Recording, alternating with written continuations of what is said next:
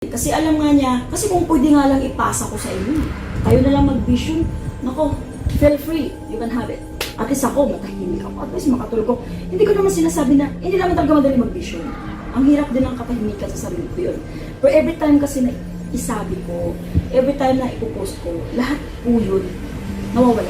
Nakakatulog ako ng Diyos.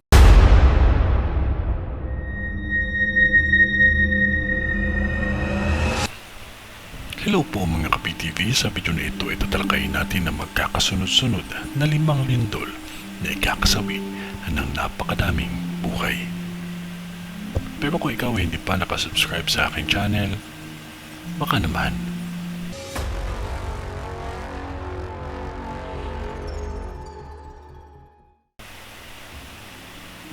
Hong Kong, lalo na sa mga OFW Vision. Kailangan nyo maghanda dahil mararanasan nyo ang lindol na naranasan ng Davao at Indonesia. Ang mga pangyayari na hindi nyo akalain na mangyayari ay mangyayari na nga. At sa lindol na yan may OFW na nadamay. Makakaranas kayo ng lindol na may kalakasan. Saglit lang ito, ngunit masusundan ito ng medyo mahina at mararanasan ninyo ang biglaang lakas at malakas na siyang maging sanhi ng ilang taong nasawi. Pero nasa sa inyo yan kung maniniwala kayo dahil ang lindol na yan ay halos magkakasunod-sunod lang ng Malaysia. Pero Hong Kong, maghanda lang kayo dahil mangyayari ito sa araw na lahat kayo ay may pinagkakaabalahan na mga gawain, trabaho o kahit sa bahay.